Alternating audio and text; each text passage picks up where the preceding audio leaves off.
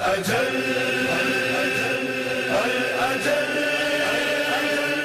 يا إمام زمانہ الأجل. السلام علیکم ناظرین، سید انجم نقوی پروگرام ظہور کیمرے کے حاضر خدمت ہے. ناظرین تمام دنیا سے علماء سے مومنین مومنات سے انٹرویوز دے رہے ہیں، آپ کی شکر گزار ہیں، آپ ہمارا ساتھ دے رہے ہیں. ناظرین اس پروگرام کا مقصد یہ ہے کہ ہم خود جاگیں، دوسروں کو جگائیں. میڈیا کے ذریعے کام بہت تیزی سے ہو سکتا ہے، وقت بہت تیزی سے گزر رہا ہے، ہمیں دیکھنا اور سوچنے کا جو ہے وہ بہت تیزی سے اپنی سوچ کو بدلنا ہے کہ ہم اپنے وقت کے امام کے لیے تیاری کر لیں. ہمارے اندر جتنی برائیاں ہیں ہم اس کو ختم کریں، ہم اپنے اندر سے نجاستوں کو دور کریں. یہ بہترین موقع ہے کیونکہ دنیا نے جس طرح سے اپنے اندر تبدیلی کی، ہمیں جس طرح ہم گھروں میں محدود ہیں اور جس طرح سے لوگوں میں دنیا میں مشکلات ہیں، جابیں نہیں ہیں، بہت ساری مشکلات ہیں، ہم ان مومنین کی طرف سے اپنے آپ کو غافل نہ کریں اور ان کی مدد کرنے میں بھرپور حصہ لیں.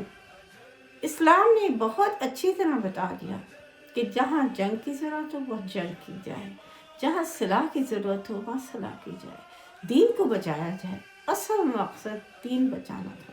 امام حسن علیہ السلام نے دین ہی بچانے کے لیے صلاح کی. اچھا آگے اب اس سے دیکھیں تو امام حسین مصداق آیت تطہیر جوانان جنت کے سردار کیا اجر رسالت دیا کہ امام حسین علیہ السلام کو مدینہ چھوڑنا پڑا، اپنے نانا کا روضہ چھوڑنا پڑا، اپنی ماں کا قبر کو چھوڑنا پڑا، اپنے بھائی کی قبر کو چھوڑنا پڑا. اور جب آپ کربلا کے میدان میں آئے تو آپ کے وفاداروں کے ساتھ کیا کیا؟ یہ کیسے مسلمان تھے جنہوں نے یہ سوچا کہ جس کو اللہ نے اپنے نور سے خلق کیا آج ہم خدا سے بیعت لیں. امام حسین علیہ السلام نے یزید کی بیعت کرتے جو مکمل شیطان تھا، جس نے دین کی دھجیاں اڑا دی. کیا امام حسین علیہ السلام اس کی یزید کی نجس کی جو شرابی تھا، جس نے کوئی گناہ نہ چھوڑا تھا، اس کی بیعت امام حسین کرتے تو اس کا فیصلہ کربلا کی سرزمین پہ ہوا اور امام کے جانثار وفاداروں کے ساتھ کربلا کی تپتی سرزمین پر 3 دن کا بھوکا پیاسا کس طرح شہید بے دردی سے کر ڈالا. یہ تھا اجر رسالت. اور اس سے بڑھ کر کوئی قیامت تک کسی بھی نبی کے ساتھ، کسی کے اولاد کے ساتھ نبی کی اتنا بڑا ظلم نہ ہوا جتنا کہ اجر رسالت مانگنے کا صلہ اس مسلمان نے اپنے آخری نبی کریم صلی اللہ علیہ وسلم کو دیا.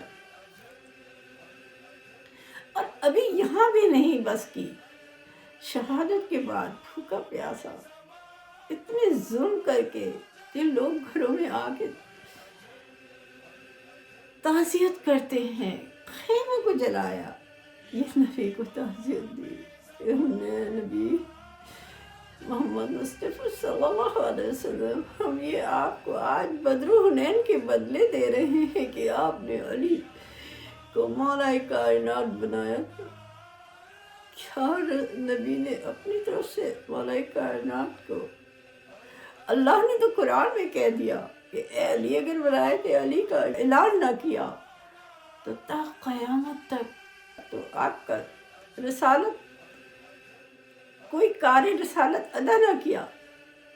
تو سوچیے جس نبی نے اپنی مرضی سے تو نہ کہا تھا، مگر اتنا بخش، اتنی کنا کہ آج بھی اس کی آل کے ساتھ دشمنی اور اتنا ظلم اور ان کے چاہنے والوں پر اتنا ظلم. تاریخ بھری پڑی ہے. اس ذکر کو مٹانے کے لیے جو کچھ بھی کیا نہیں مٹ سکتا. یہ ایسا قربانی ہے جو خدا نے اپنے دین کو بچایا، لیکن امام حسین علیہ السلام نے سب خدا کی راہ میں دے دیا. اللہ اپنے نبی کے دین کو بچا لیا. آج بھی ایک فرزند موجود ہے. اب اپنی طرف دیکھیے کہ آیا ہم حق ادا کر رہے ہیں؟ آیا ہم نے اپنے اندر تبدیلیاں کی؟ نہیں کی تو اس کی کیا وجہ ہے؟ کیا ہم نجاستیں کھا رہے ہیں جو ہمارے پر اثر نہیں ہوتا؟ ہمارے کان بند ہیں، ہماری آنکھیں کیوں بند ہیں؟ ہماری روح نجس ہے؟ اگر ہے تو پاک کیوں نہیں کرتے؟ اور ان ہستیوں سے جاتے ہیں مجالسوں میں، ان کے ذکر میں، تو ہم تو مکمل پاک ہیں۔ جب پاک ہو جاتے ہیں تو اپنے آپ کو دوبارہ شیطان کے حوالے کیوں کرتے ہیں؟ ہمارا امام جو گریا کر رہا ہے، ہم اس کے امام زمانہ جل و فرج کی طرف کیوں نہیں پلٹتے؟ کیوں نہیں سوچتے کہ ہم اپنے وقت کے امام کے لیے ہم ایسا نہ کریں ان لوگوں کی طرح جنہوں نے اجر رسالت اس بے دردی سے ادا کیا۔ چینلوں کے ذریعے ذکر کو بڑھائیے، امام کے ذکر کو پہنچائیے۔ اس وقت اولین فرض ہے کہ امام کے لیے جاگیں۔ یہ عزاداری کس کی ہے؟ وقت کے امام کی۔ وقت کے امام کا گھر لوٹا، بی بی فاطمہ کا گھر لوٹا، تو ہمیں کیا کرنا ہے؟ ہمیں امام کا ساتھ دینا ہے، امام کے وفادار بننا ہے۔ ارے اس دنیا کو ٹھوکر مار دیجئے، یہ دنیا کچھ نہیں دے گی، یہ وقت ہی ہے۔ اگر ہم امام کا ساتھ دینے سے غافل ہیں اور ہمیں موت آ گئی تو سوچئے کیا ہم بچ جائیں گے؟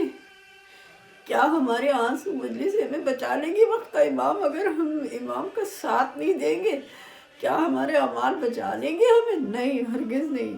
جو کربلا کے میدان میں تھے وہ بھی حضرت علی اصغر کو تیر مار رہے تھے، آنسو بہا رہے تھے، ظلم کر رہے تھے، رو رہے تھے۔ ایسے آنسو نہیں چاہیے امام کو جو امام کی معرفت سے غافل کر دے، دنیا کی سمت دنیا خرید لے۔ یہ وقتی دنیا ہے۔ آئیے ناظرین، ہم اپنے امام کا ساتھ دیں۔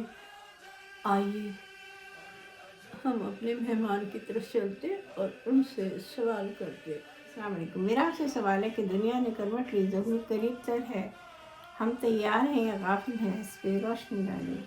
اعوذ باللہ من الشیطان الرجیم، بسم اللہ الرحمن الرحیم۔ میں سید محمد علی شاہ زیدی آل قاسم خصوصی طور پر شکریہ ادا کروں گا قائم ٹی وی کی ہوسٹ انجم نقوی صاحبہ کا اور ان کی پوری ٹیم کا کہ وہ انتہائی آسان طریقے سے، خوبصورت طریقے سے جس طرح سے امام زمانہ عجل اللہ فرجہم شریف کی حیات پر اور ان کے آنے کے حوالے سے جو ہماری تیاریاں اس پر یہ پروگرام کر رہے ہیں، لائق تحسین ہے۔ اور اس موجودہ ادوار میں، موجودہ دور میں کہ جب پوری دنیا اس انتظار میں ہے کہ کسی کے آنے کا وقت ہے اور عالمی قوتیں، عالمی ادارے اس سازش میں مصروف ہیں کہ کس طرح سے دنیا کو کنٹرول کیا جائے۔ دجالی قوتیں جو اس طرح سے برسر پیکار ہیں کہ امام زمانہ کے آنے کی راہ میں رکاوٹیں ڈالی جائیں، تو وہ یہ بھول گئے ہیں کہ امام زمانہ کا آنا ان کی اپنی طرف سے نہیں بلکہ اللہ کی طرف سے ہے، اور اللہ ہی نے انہیں بقیت اللہ کہا کہ جو اللہ کی بقا کا ذریعہ ہے، اللہ کی بقا کا سبب ہے۔ تو دیکھیں، سوال کا مختصر جواب ایز اے طالب علم کی حیثیت سے میں یہی دوں گا کہ تیاری سے مراد آپ کے ذہنوں میں کیا تیاری ہے؟ کیا اپنے گھروں کو آراستہ کرنے کی تیاری مراد ہے، یا اپنے لباس کے حوالے سے تیاری مراد ہے کہ ہم امام زمانہ کے آنے سے پہلے اپنے گھروں کو آراستہ کر لیں، عالی شان گاڑیاں رکھ لیں، اپنے آرائش کو ذرا اچھا کر لیں؟ نہیں، اس سے مراد یہ ہے کہ اپنے نفس کی پاکیزگی، اپنے قلب کی پاکیزگی، اپنے ذہن کی پاکیزگی۔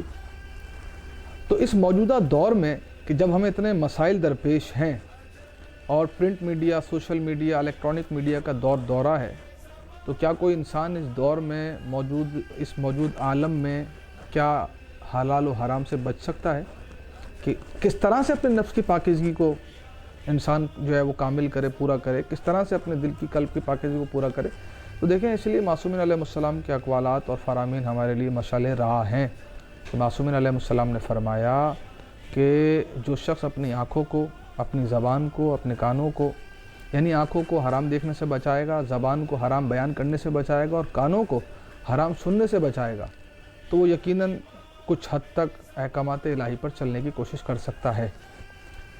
اس موجودہ دور میں کہ جب دنیا، آپ دیکھ رہے ہیں کہ کس سچویشن سے جو ہے وہ اس وقت جوجھ رہی ہے، کہ پوری دنیا میں ایک وائرس نے جو ہے وہ لوگوں کی زندگی کو اجیرن بنایا ہوا ہے، تو ہم ائمہ اطہار علیہ السلام کی حقیقی سیرت پر چل کر نہ صرف اس وائرس سے بچ سکتے ہیں بلکہ ہمارے پاس اس کا حل بھی موجود ہے۔ اگر ہم معصومین علیہ السلام کے اقوالات اور ان کی روشنی پر چلیں، ان کے دیے ہوئے احکامات پر چلیں، تو یہ جو سوال کیا جاتا ہے کہ امام زمانہ کے آنے کی تیاری، بھائی امام زمانہ کے آنے کی تیاری کا یہی تسلسل آپ جاری رکھیں نا اپنی زندگی میں، کہ حرام نہ سنیں نہ بولیں، حرام نہ دیکھیں نہ اس کی زبان سے ادائیگی کریں. اگر ہم انہی چیزوں کو کنٹینیو رکھیں، انہی چیزوں کو تسلسل کے ساتھ جاری رکھیں، تو میں سمجھتا ہوں کہ ہم یہ کہنے میں کچھ حد تک اس قابل ہو جائیں گے کہ ہم امام زمانہ کے آنے سے اپنے آپ کو آمادہ کر رہے ہیں، امام زمانہ کے آنے کے حوالے سے ہم اپنی تیاری کر رہے ہیں، امام زمانہ کے آنے سے پہلے ہم اپنے آپ کو اس قابل بنا رہے ہیں کہ امام زمانہ کے اگر سامنے جائیں تو یہ کہہ سکے کہ مولا ہم نے تھوڑی تو کوشش کی.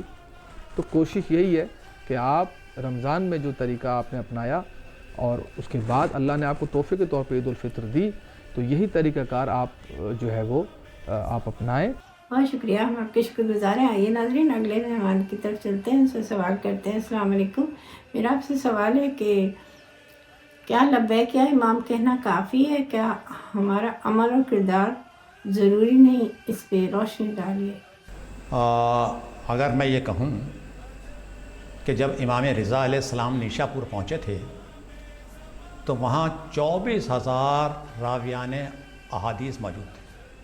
انہوں نے امام سے فرمائش کی کہ اپنی جد کی کوئی ایک ہمیں حدیث بیان فرمائے. آپ نے جو حدیث بیان فرمائی ہے اس کا ترجمہ یہ ہے کہ صرف لا الہ الا اللہ ہی کہنا کافی نہیں ہے. لا الہ الا اللہ کی جو ضروریات ہیں ان پر عمل پیرا ہونے سے مسلمان ہوتا ہے. تو یہی اگر ہم اپنے نظام حیات میں، اپنے کردار میں، اپنے روزمرہ کے عمل میں اپنے آپ کو جو اسلامی دروس ہمیں ملے ہیں کہ اس مسلمان کو کیا ہونا چاہیے، اس کا اپنے محلے والوں سے، اپنے پڑوسیوں سے کیسا رویہ ہونا چاہیے، اپنے چھوٹوں سے کیسا ہونا چاہیے، بزرگوں کے ساتھ کس طرح پیش آنا چاہیے، اگر اس میں وہ کامیاب ہے اور اس پہ عمل کر رہا ہے تو وہ ایک مسلمان ہونے کا صحیح ثبوت دے رہا ہے. نماز، روزہ یا اسلامی اعمال کرنا ہی اس پر ضروری نہیں ہے، اس کے ساتھ ساتھ یہ تمام باتوں پر عمل کرے گا تب وہ مسلمان ہوگا. اور امام زمانہ علیہ السلام بھی ایسے ہی اپنے لشکر میں افراد کو چاہتے ہیں جو عملی طور پر اس پر عمل کر رہے ہوں، وہ خالی زبان سے یا امام کی آواز نہ لگا رہے ہوں، بلکہ ان کا جذبہ ہونا چاہیے اور اسی جذبے کے تحت وہ امام کے جو احکامات ہیں اس پر عمل پیرا ہو. بہت شکریہ، ہم آپ کے شکر گزار ہیں. آئیے ناظرین بریک لیتے ہیں، انتظار فرمائیے.